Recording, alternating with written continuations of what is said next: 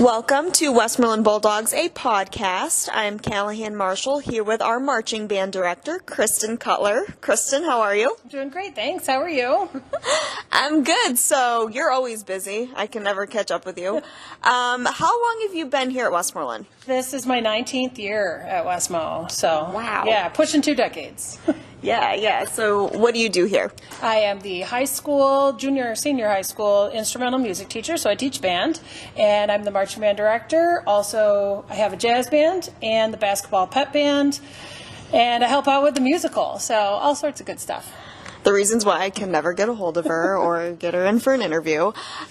So your students, what do they mean to you? You've been here for 19 years. You've seen it all. What do your students mean to you? The students are they're more than just students at school. They're part of my life. We spend so much time together. We're at school sometimes more than they're at home. I feel like we see them more than they get to see their parents.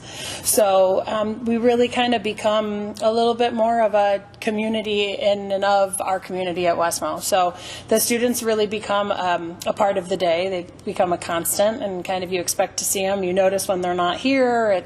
They're part of the life. Now, how many students are you in charge of? Is that the word I would use? Yes, there are approximately, we've got like 40 plus kids in the high school band, and there's over 60 in the junior high band. So on my roster here during the day, I have over 100 students. And in the extracurricular programs, it depends on which ensemble, depending on how many kids are in there and how many choose to do it. Now let's get to marching band. Pride of Westmoreland. I know this community loves the Pride of Westmoreland. So tell me about Pride of Westmoreland a little bit. What is it? Well, it's our marching band. You see us on the Memorial Day parade. We do 4th of July parade out in Clinton every year. A couple years ago, we went and did the National Independence Day parade, which was pretty awesome. We were down in D.C. Is cool. Yeah, it was probably one of the highlights of my career, I think. And the kids probably loved it. Unbelievable. It was so exciting. We performed for so many people, and it was really a really cool opportunity. So we've done that, and then in July we get started with our competitive season. So we rehearse throughout the summer, and then we compete throughout the months of September and October in the field band conference. So we keep them pretty busy. Yeah, I was just telling you, I took a job out in Syracuse at a TV station a couple years ago, and I didn't realize how big that competition is. Yeah. And I heard a lot about the Pride of Westmoreland when I worked out there, because you guys do so well every year. Thank you. That's really cool to hear. Nice to hear. I feel like we've brought the program to a really, really great place within the field band conference. There were some really awesome routes set up. The kids, when I got here, the band was new to the conference, but the foundation was strong, and so it was kind of easy to jump in and to kind of keep going. So we hit some great success back in 2011, 12, and 13. We had like a three-peat with championships. So that was exciting. That ended up boosting us up a class. So we ended up having tougher competition, and we hit the middle of the barrel for a few years on that. But now we've been in the top 4 for the last, I don't know, like maybe 5 or 6 years. We've been in the top 4. I know this last year you were. Yep. And 2 years before that, we were in second place both years. So.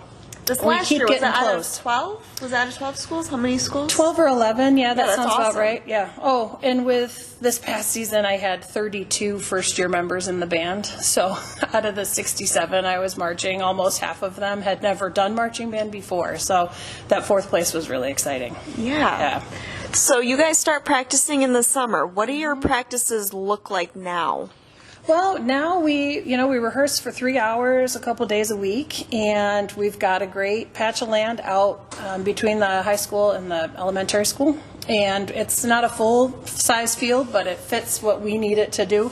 And we use that space throughout the summer. We usually, if we have a chance, maybe use another practice field that's somewhere out and about behind the elementary school or something. If we're the only ones on campus, we can kind of get some split up and get more time on the field. But we're out back right there. So, and then when fall comes around, September and October, on the Saturdays that it's a quiet day, like when there's no home football game and the stadium is available, we often go out onto the main football field and have our Saturday rehearsals out there, which gives us a great opportunity to see what our adjudicators see from the press box and whatnot. So we're able to do that maybe 3 or 4 times a season right now, and the rest of the time we're on our marching band field. Now, I'm sure you've heard that part of this capital project, there is a organic infill turf field. Yes. And lights are included with that. Yeah. So I know earlier when we talked, you said that you guys had to buy lights. We did. Yeah, this year we have some lights that are out back, but they are positioned on the buildings that don't necessarily face the field. We've always kind of had to deal with having poor lighting, but it's gotten to a point where we can't see the yard lines anymore, and when our color guard members throw stuff up in the air, it kind of disappears in the darkness until they catch it. Could be pretty hard. Yeah. And then on top of that, we don't have any height over on our marching band field, so there's no way for me to get up high to be able to see what they're doing, again, from that higher vantage point. So, yeah, we had to get ourselves some lights this year that proved helpful. They were great lights that we were able to get, and they kind of illuminated the field a little bit better for us to keep the kids safe. A little bit better. A little bit better. So yeah, you know, we made it work. We had to make do. So listen, you gotta work with what you got. So that's what we do.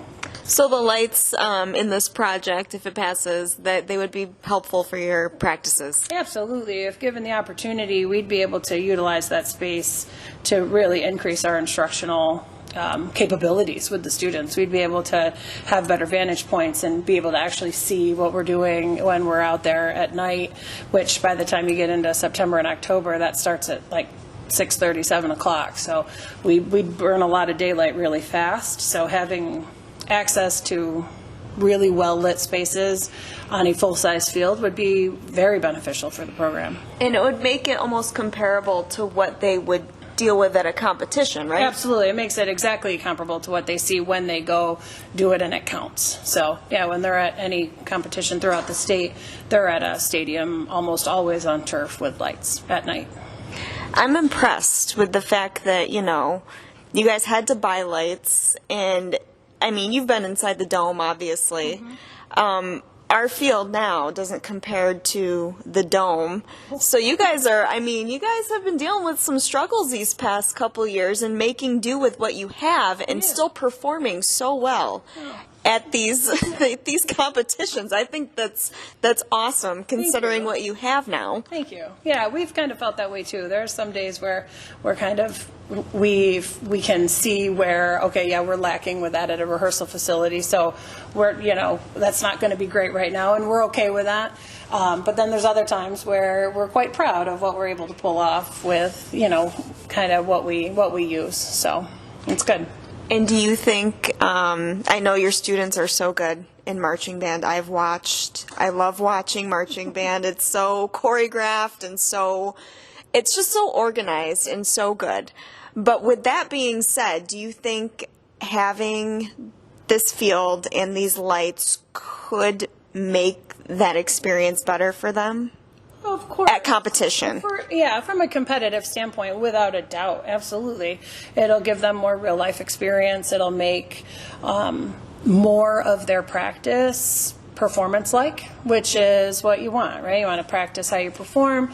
So if they have the same conditions, then that should enhance their competitive ability, which would be exciting. And the kids, do you think they'd be excited about that? Oh, 100%. I think anything shiny and new and that makes them, but, you know, kids travel. They go to other schools and they see what other schools have, or, you know, or what they have and what other schools don't, or vice versa. And I think bringing something like this to, you know, really make them feel like they've got what even others have. I guess that's not quite how I want that to sound, but you know, if they have the same exciting full-size stadium at their disposal, I think that's exciting for them. It'll make them a little more passionate about what they do. Okay. Anything else you would like to add about the field or how you think this will benefit the students? Anything you'd like to say? Last words. Last words. No, I think that I think it's the right time. I think it's a good time to do it. I think that it'll be a great thing for the whole community, not just the marching band, which it does benefit us, and I'm excited about the thought. But I think it'll be a great place for the community to have another spot to come together and be able to do more and have different opportunities than we've been having in the past. So I think it'll be a good thing. All right. Well, thank you for joining us Thanks on for this having me. podcast.